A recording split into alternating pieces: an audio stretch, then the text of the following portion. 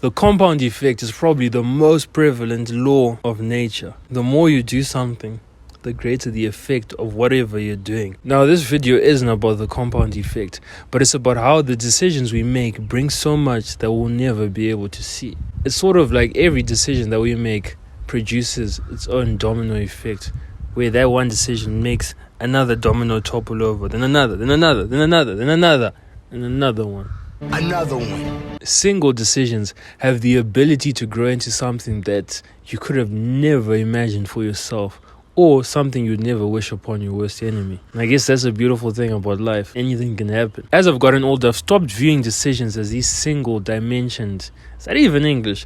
But you know what I mean? Like these simple things where it's like you make a decision, this comes out.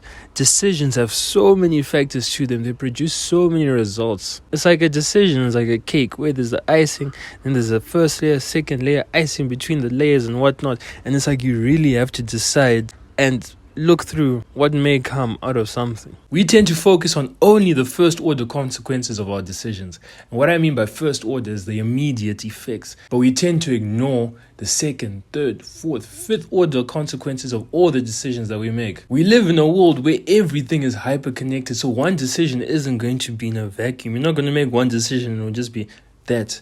That one decision is going to affect nearly every part of your life. And I know that seems too vast, but that is honestly the truth. So let's say there's someone who wants to gain muscle and they want to get an early morning workout Saturday morning. But on Friday night, their friends are like, let's go, let's have some fun, let's go to the club, let's drink, let's just have some fun, right? The first order consequence of going out with your friends would be, you go out, you have some fun, you have a good time, you're laughing, whatever. But the second order consequence will be, you wake up later, or if you wake up at the time you intend to wake up, you're going to be tired. A third order consequence is because you were drinking, your body wouldn't have recovered, is going to be trying to get rid of many toxins. Then the fourth order consequence will be, you don't have a good workout. So the progress that you could have made is not as good. So imagine how there are like 3 consequences that you wouldn't have seen immediately from that initial decision to go out when your goal was to go to the gym. I could give thousands of examples of how this could apply to you, but just think.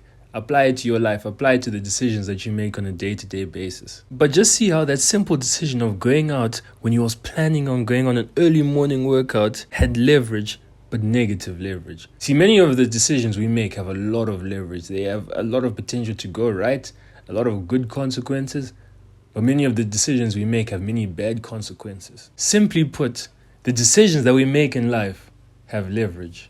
So I was thinking that we should live our lives in a way where the decisions that we make have a greater positive leverage, where the second, third, fourth, fifth order consequences are those that are positive. I don't believe you can have a decision where every order is positive. You're going to experience pain somewhere. It may be upfront, it may be later on down the line. Like let's say good decisions. Normally in the moment you have to exercise discipline, you have to refrain from doing something. The benefits that come from refraining, that come from being disciplined are much better. And I think that's the slightly unlucky thing about life, that most of the decisions that are good will be unpleasant at first. The immediate effect will have you thinking, what's the point of this? Like, why am I even here? But then that's also a beautiful thing about life. You're never going to be able to run away from things that you don't like, things that you like. You're going to experience them one way or another. So it's your choice to decide whether you want to experience the good things, like things that you actually like. Like after all the hard work, you're able to take a holiday with the boys, you go to Greece, you go to, I don't know, some random place, wherever your dream destination is. That would be the good part of your life. Or the good part of your life can come from doing things that provide immediate gratification. Like, the drug high. That's good in the moment, I'm not going to lie. Well, I can't say I'm not going to lie, I've never taken drugs. But I assume